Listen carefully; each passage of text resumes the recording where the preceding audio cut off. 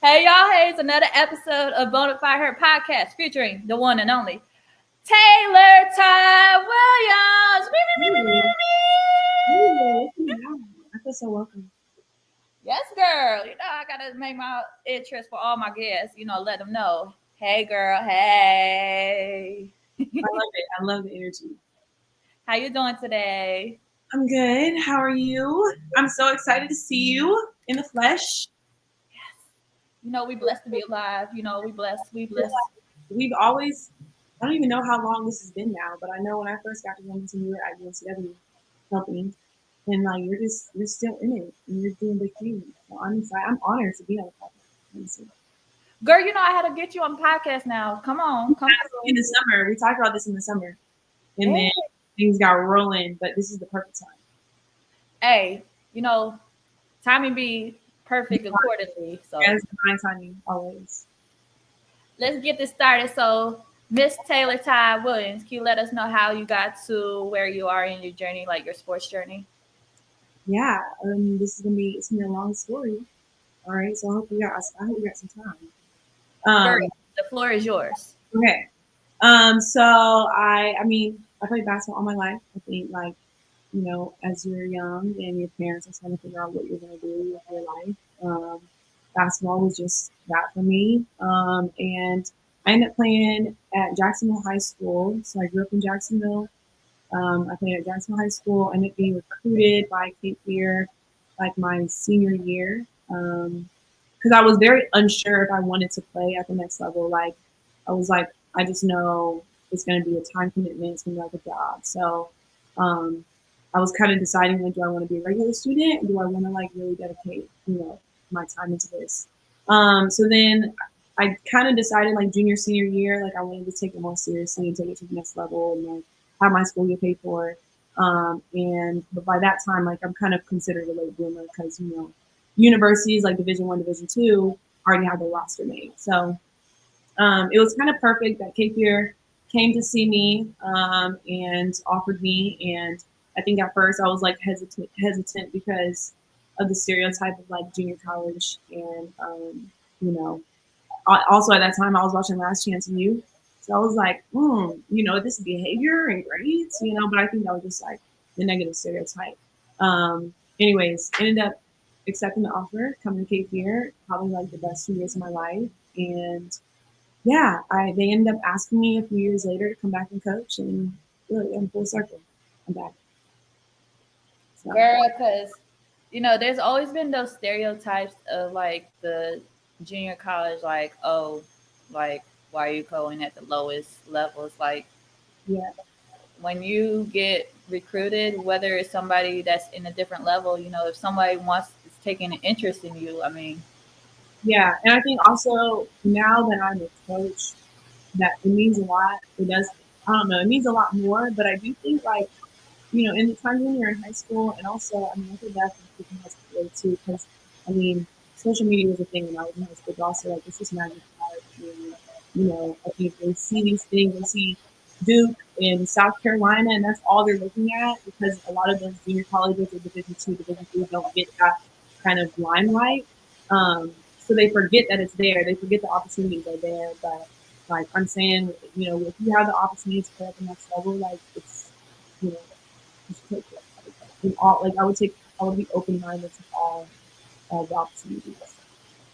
so during your time at K Fear, whether it's player and coaching, what would you say is some of your favorite moments that like just you remember?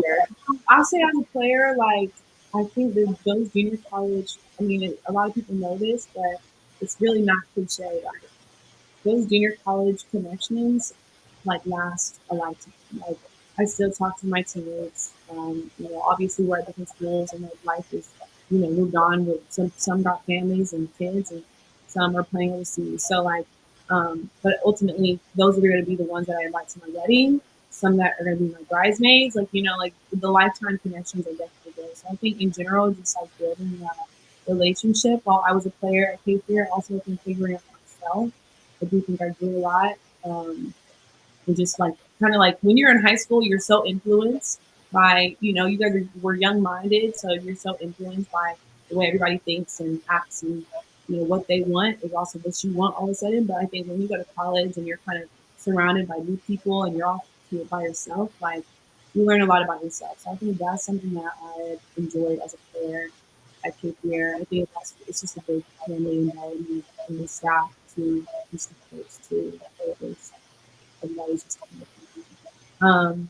As a coach, my favorite moment my favorite moments in general are giving these athletes an opportunity to play in college and like their families, the look on their families' faces, you know, when they get that opportunity and that offer, and then kind of seeing them flourish and like seeing their potential like work out in what they like seeing them reach their potential is what I'd say is like my favorite moment as a coach.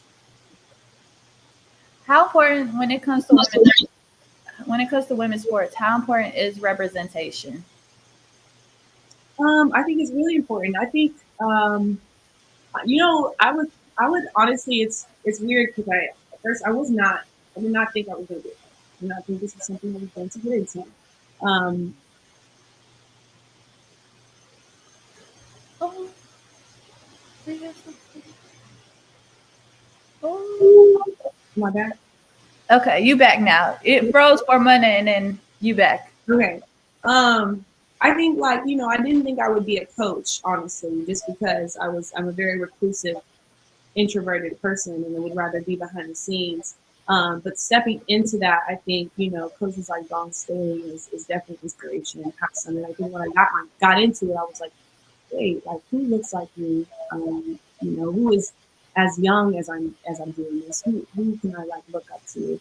And one of those now, I would say, is definitely Sydney Carter. I know she's an assistant coach, but I think just the way that she presents herself as a woman, a black woman, she's very young, so she's also very like in tune and hip to the culture, and so even how she just in every aspect, the way she presents herself, like, is super important and inspirational. I think when you walk into a space and you don't see anybody you can kind of relate to, it's hard to believe you're in that space. But when there's people that look like you and people that kind of you can look up to and maybe have done it before you, it just it kind of helps you like lay the groundwork, and have somebody to look to.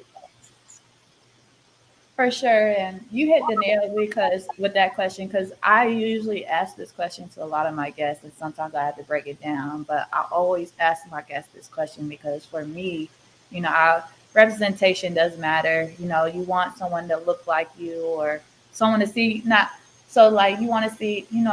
When you see someone that look like you or been in the same shoes, like man, I could do it. And Yes, yeah, I think like because when I got into this position, like I said, I graduated college, or I graduated from Cape Fear, and then I went to ECU online and got my bachelor's. And when I got my first assistant coaching job, I was 22, and so I'm 22 coaching girls that are 21, and you know what I mean. And I think getting into the position, I had this like imposter, amateur syndrome. Like I was like, I don't know if I'm qualified to like be here, Um, but ultimately, thank God that I have a good support system, and then just God in general. Like you don't, if He's blessing you with an opportunity, you are qualified. Like you don't have to question that. And but yeah, like being in that space, you kind of are like, there's nobody that looks like me. Like, am I in the right space? But representation, when you have that representation, it's like, okay, cool. Like I can do it too. Like it's not just me kind of thing. yes, because I would say for like from my perspective, I would say for me, it's already kind of hard to see that representation for me because I always say, as a woman in sport who happens to be autistic, you Mm-hmm. know, you don't see that. So Right. it's like, you know what? I might as well build my own path, do something, you know, just do it what I love to do with the sports, and of course providing, that safe space for all the female athletes and women in sports to share their stories because I rather hear their stories. I love it and everything. So Right. 100%. No, and I think even you kind of being brave enough to be in a space of, a very male dominated um, workplace, being a woman in sports and then being autistic, like there are many that could look up to you and be like, oh, I can do it. I'm not going to do it. Just laying the groundwork for the ones that can come. Yeah. So we definitely got to talk about this because I had to wear my shirt remembering Carly Rae. The background, she's over here at all times. Okay. So She's I definitely mean, in this house. yes, we definitely got it. So how did the Carly Carly Rae Barron Invitational came about to be included in all the Cape Fear games? Yeah, so so for those, I don't know if everybody even knows that story, but she was a athlete at Cape Fear. When I was there, we were best friends. When you go into college, you usually meet like your lifelong partner and friendships, and she was definitely one of those for me. And then she passed away tragically, and we after that, honestly, I was very like the momentum in my life shifted and I was kind of stuck, especially being as young as I was when it happened. Um, kind of learned, I learned like life lessons in that moment, just about how someone can be here one day and gone the next, and so I was in a very dark place and I wasn't sure of what I wanted to do. And then I got into coaching really because I think that was pulling me out of my hole. I think when you do things that are bigger than yourself, it makes you feel a lot better. And so when I was surrounded by, girls that were once like me and Carly, I felt so much better. And I was under Trey Bryant, who's now at Georgia Southwestern as an assistant coach. But um, I was under him, and he knew Carly. Carly was just big in Wilmington. She was just big in the community. Everybody knew her. Everybody loved her. Um, and so we were like, let's do a tournament. And yeah, we kind of put that thing together. And it's been happening every year. This year it was tough to find enough teams. Um, but yeah, we've done it ever since I. So it So was in memory of her. She loved the sport of basketball. She loved the community in Wilmington. So it was just, aside from the basketball aspect, it was just a way to get people into the sports center and know her name and keep her name alive and the things that she loved. would you say she was like the inspirational force in continuing for you to coach and beyond? Absolutely. That was coaching was not in my plan. After I played at Cape Fear, my last game, I tore my ACL, and I was like, look, like I'm gonna just wash my hands of basketball. Obviously, I spent a lot of my time doing this in my life, but I want to move on and figure out like who I am outside of the basketball. Clearly that didn't work out because I'm still a part of it, but I did, spend a little bit of time without it, and in that, like, me and Carly went to California together. She was a model, so she wanted to model out in LA. And then I was going to do like a podcast, and I was trying to get my podcast going. And then that happened, that happened. And I was like, well, what the heck am I going to do now? And I kind of lost that kind of sense of like momentum of where I was going and what the things I wanted to do. But yeah, I definitely think like I said, when you do things bigger than yourself, like it does feed the soul, and I think that's what it really did for me. And then as I'm doing this, like in coaching, I feel like I'm a totally different person now. I do think this is my passion. I think it's something that I want to continue to do with my life. Um, and like every time I do it, I just feel like I'm being a vessel of God. Like I just think He's like working through me every single time in those 4 lines. So yeah, I don't know. It's her. It's God. It's her. I think it's just they saw it before I did for sure. Because I remember when I had did my internship and I was in UNCW, I did my internship at Halo Hoops, and I would see both of y'all. If it was someone was here, you knew someone was going to be here. So if you saw Tay, you saw Carly. If you saw Carly, you saw Tay. You saw both of them. They're like the best friends, two peas in the pod, Mhm. everything. Yeah, Like, so. you. I guess you really, and we would always talk and stuff. We would always see you in passing, but yeah, you definitely saw us like at our peak moments. That was like Tay and Carly era. You saw us in our peak moment. We were definitely always at the hip, and a lot of our friendship was grounded in our a lot of the things that we liked about life like aligned. We were very ambitious, very goal driven. And I think we kept each other like on our toes with that, and always trying to make sure, challenge each other to think about what we wanted to do in the future and like our passion. So, um, yeah, it happens. It definitely still happens. She kept me on track for sure. 'Cause I was out of luck. I was beat down for a minute.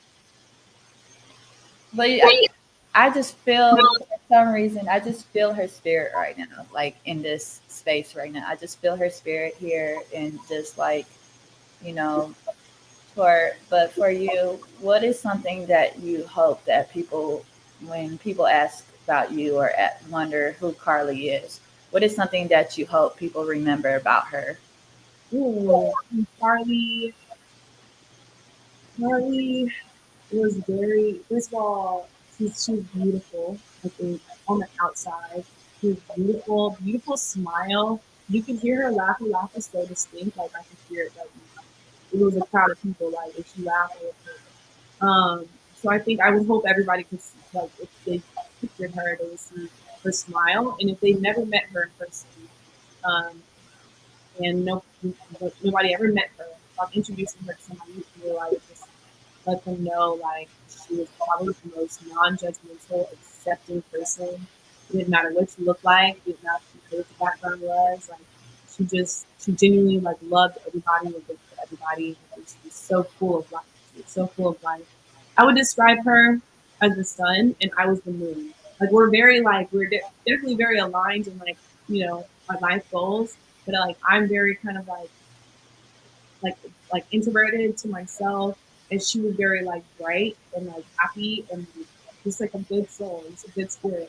And you could see that. And my mom would say, when things happened and I was trying to wrap my head around this grief and losing someone, my mom would always say like Carly, even when she was here, she lived like an angel. I definitely think she was a true angel on earth, in in the human form. And she was, yeah, she's an angel. Definitely a child of God. Like you think of God, you think of love. I think of Carly, I thought of love. She loved everybody. She was, yeah, so something. I can go on. I can write a book. You can't. You should. I can write a book on Carly. But You yeah, should. yeah, she was special. She was so special. Like there, and even now to this day, there's so many people I would meet, and like me and Carly would always be the type if we weren't together and I met somebody and she met somebody or something like we go back and I'd be like, you gotta meet do. And I just now, anytime I meet someone that Carly would like, I just think that I think about that. Like, yo, I would totally introduce you to Carly, and I would think about the people that would love her. There's so many people that would still love her. So Just get girl. yeah. Man, this is. It's like she's like how everybody has you mentioned she's like a sunflower like that bloom that just something about her like Yeah. that. So Like some people just have that it factor that like they walk into a room and their aura speaks louder than their um, physical form. Their aura, their energy speaks louder. She had an it factor. She just had like a glowing thing about her. And like when you meet somebody that has that, so yeah, it's and like you see as you see like you've been seeing a lot lately in women's sports where they can you can be a beauty and a beast at the same time, and I feel like she exuberated that with like hey, I could play but I can also model at the same time, and I think like that's been a huge factor in a lot of women's sports now. for sure, So for sure. so my question for you is, what's it like to see the growth of women's basketball and women's sports in general, especially as you've been part of it? What's my sorry? What's saying? So what's it like to see the growth of women's sports, women's basketball, and you being part of the growth? I love it. I think I I mean I am a woman, so I'm biased, but I love watching women's basketball specifically. More than I like men's basketball. Obviously, men's basketball is cool and fun, and they dunk and do all this stuff. I think women's basketball is just so passionate, so much emotion. We also are very particular in the way we do things and play. And when it's played right and it's a team that plays basketball right, it's like but I love just the growth in general and the recognition that women are getting.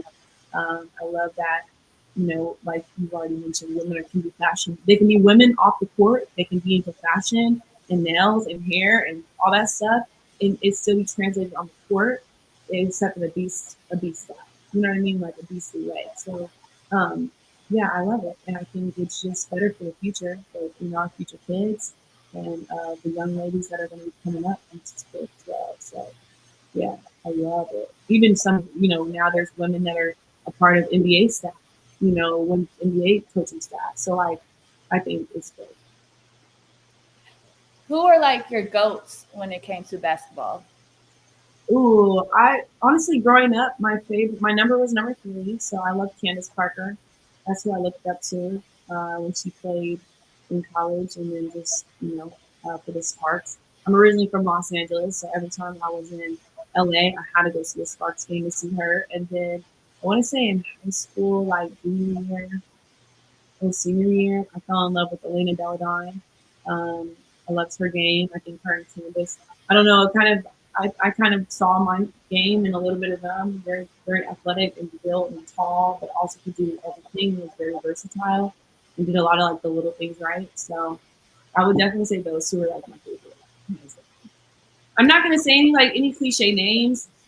I think there's a lot of women goats, female goats in the game about basketball, but those two are like my Yes, I haven't heard the name Elena Deladon in so long. I Like, was obsessed with her. I would go on her. I like went on YouTube and I watched her story. She was sick and now she got a UConn and then she went to Delaware. Like I learned her whole story. I loved her game. So yeah, 3 and 11 were my numbers because of her.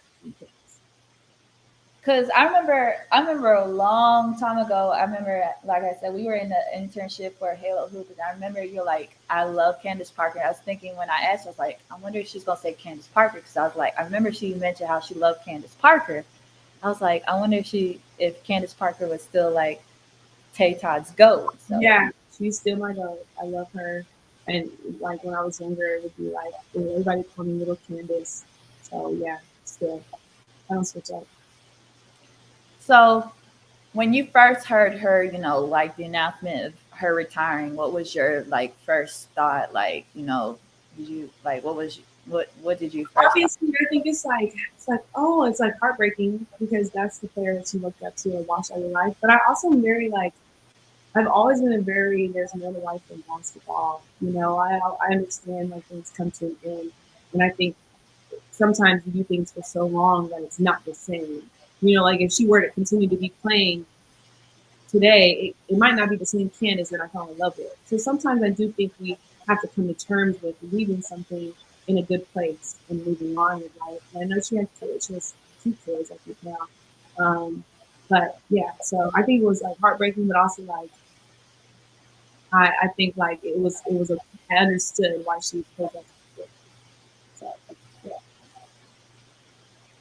Because to see her, like, it's like she's done so much. Like, And she's still the only player to win both Rookie of the Year and MVP in the same season. Like, now she's still a part of the game though. Like she's still commentating or on different podcasts doing things, talking about the game. So I think that's what it's all about. Like that's what it's about, like leaving your legacy and then like now kind of maybe staying in the same space but giving it back to the future, if that makes sense. when it comes to coaching, like, do you, especially for your girls, what is something that what's the biggest advice you have, say, given them to where like they understand that basketball is more than just a sport, but also you got to figure out what to do after basketball? I think being at a junior college is more than just coming to get your offers. I think a lot of times these girls are here for a reason. Sometimes more so, it's probably like some personal development as well. It's not just player development; it's personal development. Um, so I think challenging them to um, kind of take the opportunities or we take advantage of the resources around them. We're paying for your school for free. Not only are we paying for, you to play basketball and for your school, but also these resources that are here for you for free. The connections that you're going to make, the events that, I take them to just to network alone, you know. Um, so yeah, I think I'm in a position. Junior college is where you really are finding that out and finding out like what you want to do next. It's a 2-year commitment. It's not a 4-year commitment. So this is very crucial and very like, every day is a challenge to figure out like how you're going to make this about more things. You Yeah. know? Because a lot of people, like I said, a lot of people like to downplay JUCO. I'm like, I went to a junior college. I went to Cape Fear before I went to undergrad, and I went to Cape Fear before they started their women's basketball college. Like I graduated when they first opened their women's Okay. basketball. Yeah. Wow. And we had like rubber floors. The floor was concrete. It wasn't even like now we have Yes, it now. was.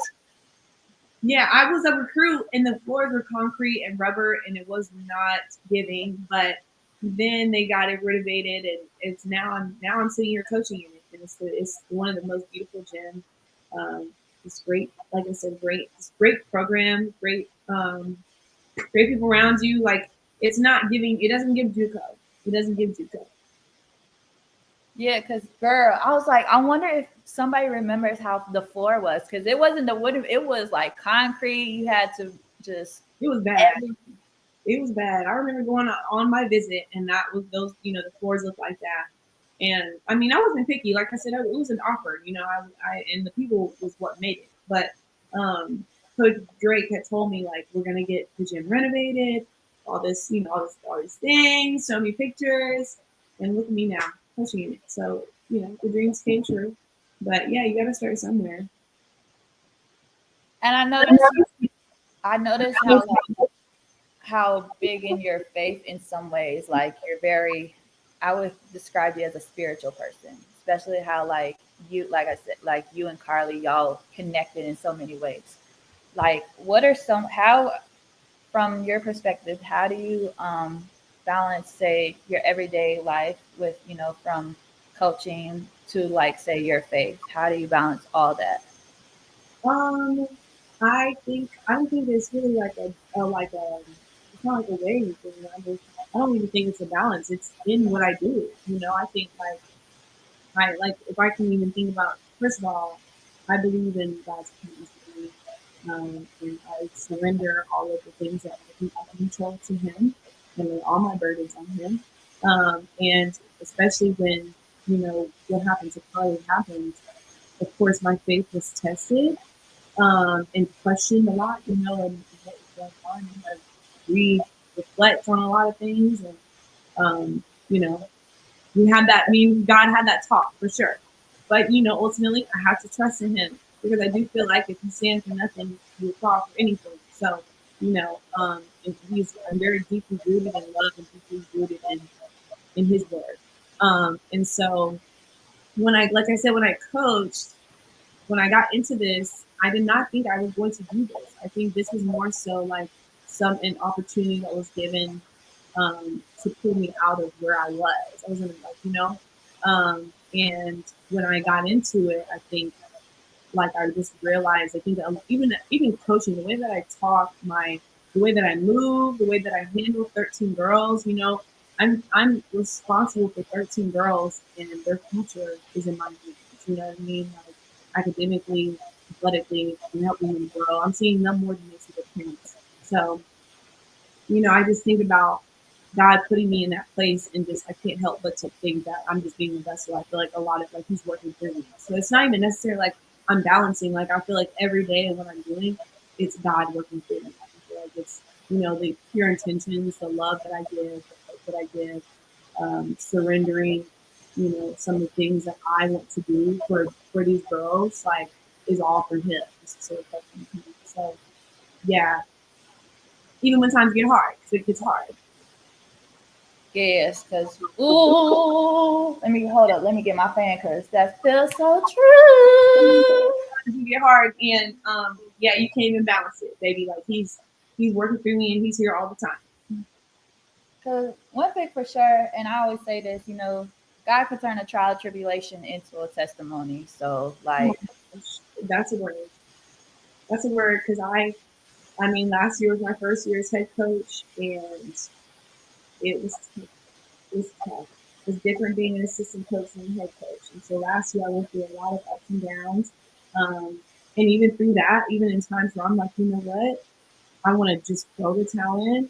I think I am grateful for the harder times. Sometimes I'm grateful for the harder times because I just know I'm about to up the score. Like I'm about to move up a level because I think there's levels in life. And so, if God is giving me these battles to fight, He knows that I'm going to win it. And so, through the trials and tribulations, I think last year and then up in the scores this year, it's my second year as head coach, and I've learned a lot, and so that I don't make those same mistakes. So I think, yeah, it's yeah, he's here.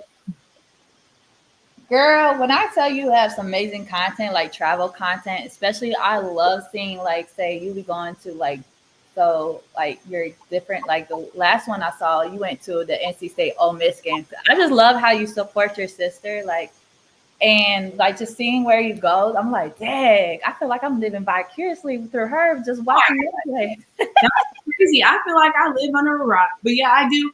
If it comes to my sister, I do go and I'll see her. I mean, when you're a coach and choose a Division One basketball player, I can't see her.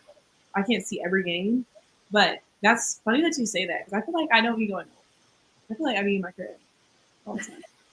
But I guess the pictures are they last a long time. So yeah, I went there 2 days ago or whenever they played. I think they played Wednesday or something.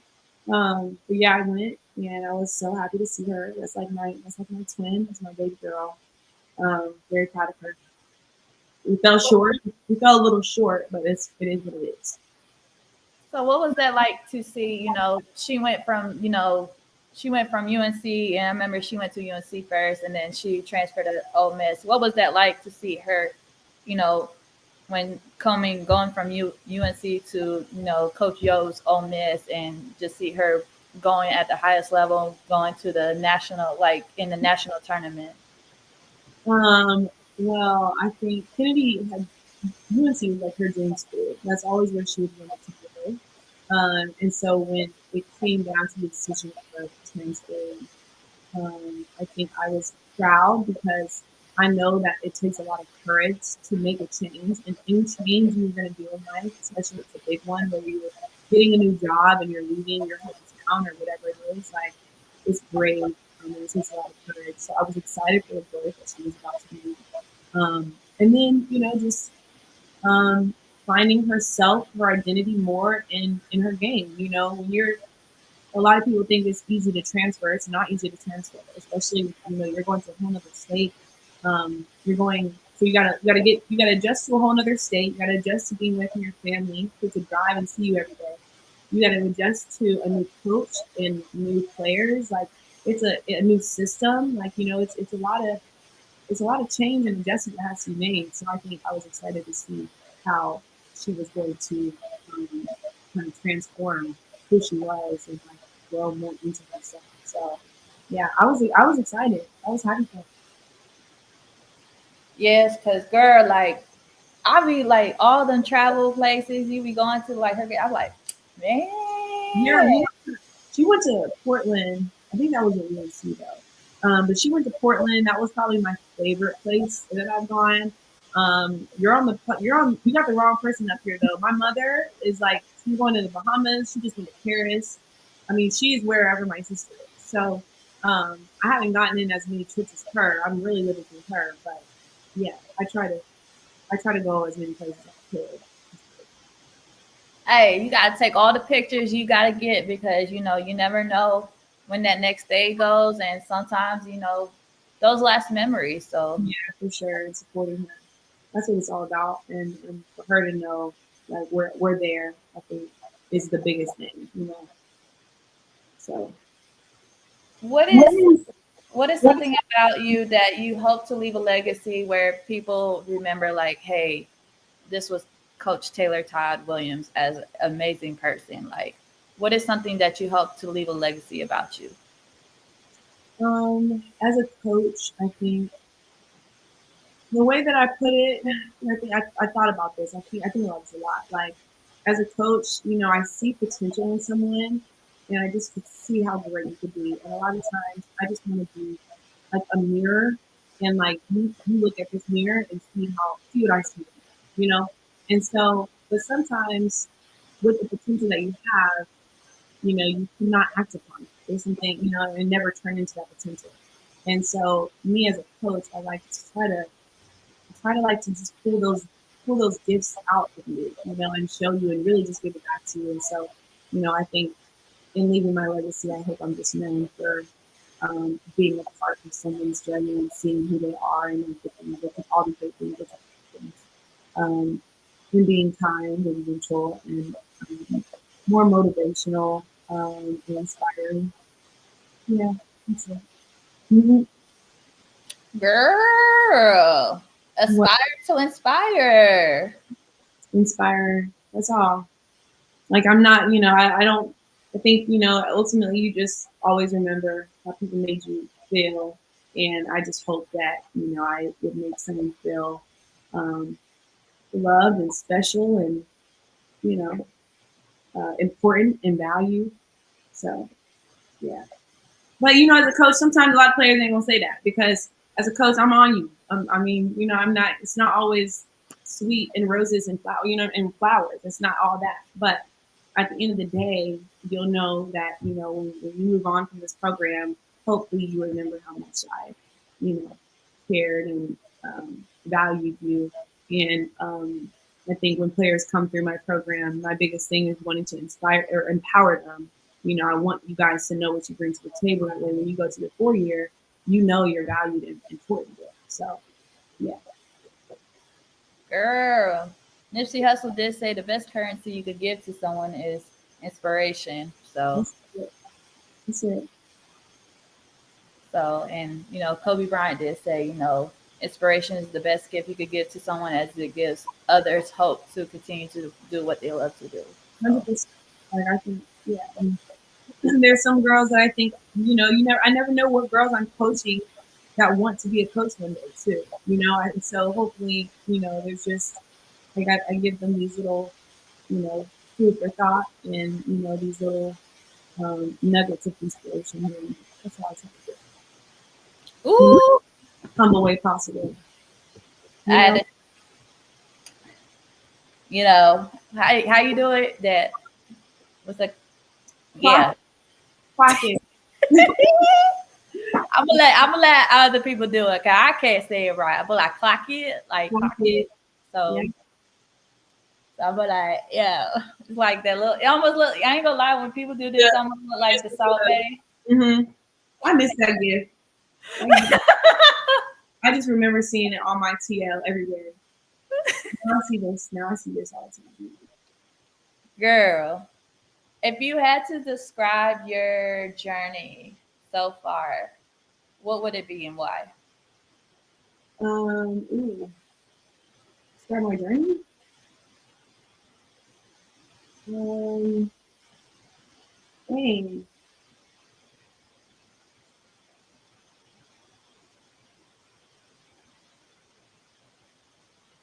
I think. Tough question, girl. Because I mean, it was a lot of ups and downs. Um, I think I could describe my journey in coaching or just like life in general. Overall, Humbling, humbling. I think I learned a lot. I think I learned a lot about life that's made me. Um, I don't know. I learned a lot. I've learned a lot in my journey that's humbled me. And I think when you're humble, you're able to observe and you're able to listen. And when you can listen and observe, you're able to be in a position that and to coach and teach. You know what I mean? I think the best teachers are the best listeners. And yeah, I think I went through a lot of things in life that has humbled me to be where I am. And I think, and this could be cliche, but just beautiful. I think it's a beautiful journey. I think when I go through the downs, because obviously the ups are ups, they're great, they're beautiful, they're fun. When I'm going through the downs, like I feel like I'm about to become more powerful, because I went through this and it was so hard, and when I didn't think I could get through it, I got through it, and so I can get to the next thing. So powerful too, maybe. I don't know. All those words. Humbling, beautiful, and powerful. Oh, Yeah. That was tough though. I don't know. My journey's it's not even ending yet. It's still going. So we'll see. We'll see how else I can describe it later. it's still being written, right? It's still being written. Yeah, as long as I'm here. So I always ask my guests this question, and Bonafide means authentic and unique. So, what makes Miss Taylor-Todd Williams Bonafide, and what makes your story stands out? I think in the way that I got into coaching was probably, I mean, usually I'm very, like I said, I'm very blessed and humbled to be in the position that I am and to be in such a powerful position in coaching and, like I said, having other girls' futures in my hand to some extent. Um, and I think the way that I got into this position was by the grace of God, but also by just knowing the right person. And, I think me being at Cape Fear and being an alum, everything came like full circle. So thankfully, with the same AD that was there when I was there, and, a lot of the same people that were there when I was there. And I think I mean, this is a very unique situation, to be almost the same age as the girls that I'm coaching and for them to take it and know and respect it and it kind of play out in a very successful way on paper and, just with our track record and the girls that our teams put out. So, um, yeah, I think in being just authentic, I think for me, I'm very how you see me and who I am. It's never like false advertisement. I never have like a hidden agenda, and I think it always works out for those people with like pure intentions and a genuine soul that are just doing things for good reasons and for selfish reasons. So, yeah, hopefully that answers your question. Ooh, how you do it, yo? There you go, Answers your question. Damn, I'm not that good at this. girl. Hey, you did it precisely.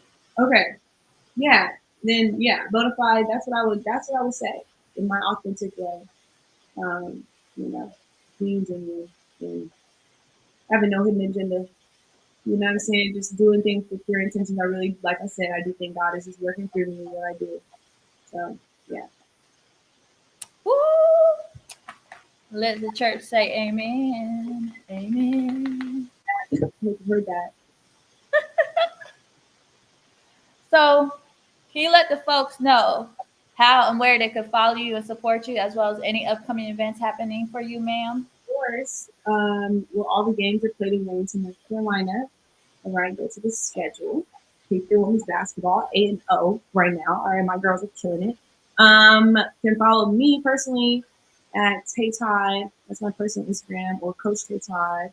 There's a lot more coaching content. And then you can follow our women's basketball page, Cape Fear WBB. You can see us there and all of our success and meet the girls up there as well. We show a lot of them. We try to get some content. We gotta get some more content up there, but yeah, that's where you can find us. You can find me. Girl, if you need any content ideas, I got you, girl. Yes, you're the genius. Hello, you're the mastermind. I need you. Your creative mind. Um, yeah, what? As soon as we get off, I'm gonna DM you, text you. Hey, Yes, girl. yeah, babe. I think that's what it's about too. Just like, unfortunately, social media and kind of marketing yourself and, really my girls and, what they're doing and take care, I think also helps in changing that stereotype about junior college too. It's just if, more high schoolers, young girls see that, you can get the same opportunity with Yes, basketball.